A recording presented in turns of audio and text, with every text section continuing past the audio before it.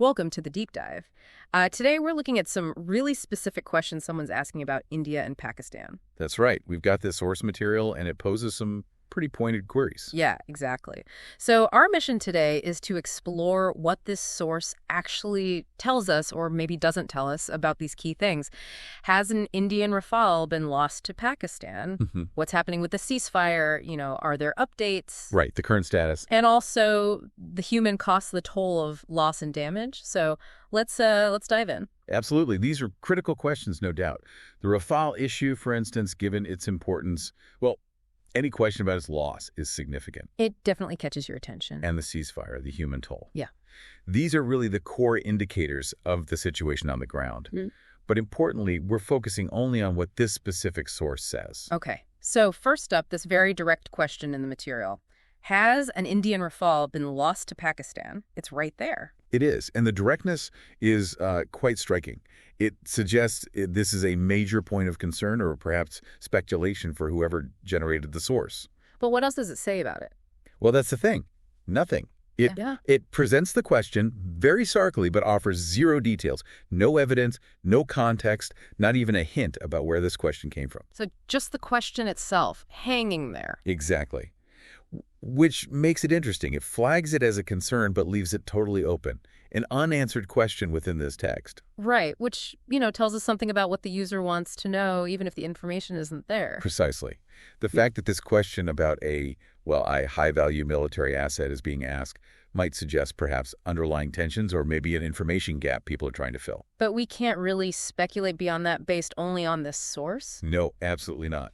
The source just doesn't give us anything more to work with on that specific point. Okay. Then the focus kind of shifts, right? The source asks about ceasefire, India-Pakistan war, and what's the latest updates? Yes, moving to the broader situation, this clearly shows a desire to understand what's happening right now, or, whenever the source was generated. Is the ceasefire holding? Are there active hostilities? That seems to be the core of it. Exactly. It points to a need for, real-time, concrete information. But again, does the source provide those updates? And again, no. Just like the Rafale question, it highlights this as a key area of interest, something someone urgently wants to know, but then offers no actual information. So the desire for updates is clear, but the updates themselves are missing from this material. That's the pattern we're seeing.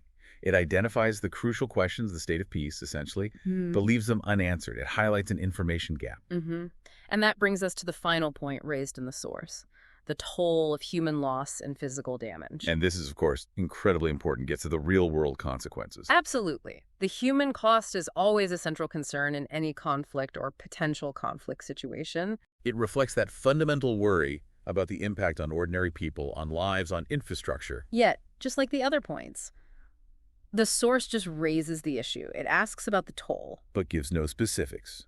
No numbers, no descriptions of damage, nothing concrete at all about this potential toll.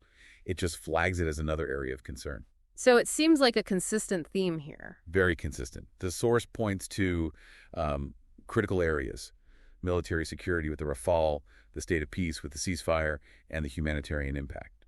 But in each case, it provides no data, no details, no answers to its own questions. Okay. So wrapping up this deep dive then, we've looked at the source material and it clearly flags some really significant concerns regarding India and Pakistan. That's right. The potential Rafale loss, the ceasefire status, the human and physical toll. These are clearly top of mind for whoever put this source material together. But, and this is the key takeaway from our look at this source, the source itself doesn't actually answer any of these crucial questions it raises. Exactly. It poses the questions but offers no updates, no data, no confirmation or denial. Our deep dive really just highlights these questions as points of interest within this text, alongside a lack of corresponding information. Our mission was to see what the source tells us, and in this case, it tells us more about the questions being asked than about the answers. Right. So the main insight is the presence of these significant questions coupled with the absence of answers in this specific material, which leads us to a final thought for you, the listener. Given these unanswered questions that are so clearly laid out in the source, what might be some reasons for this lack of specific information? And perhaps more practically, what other kinds of sources or avenues might you explore if you were trying to find clarity on these really vital issues?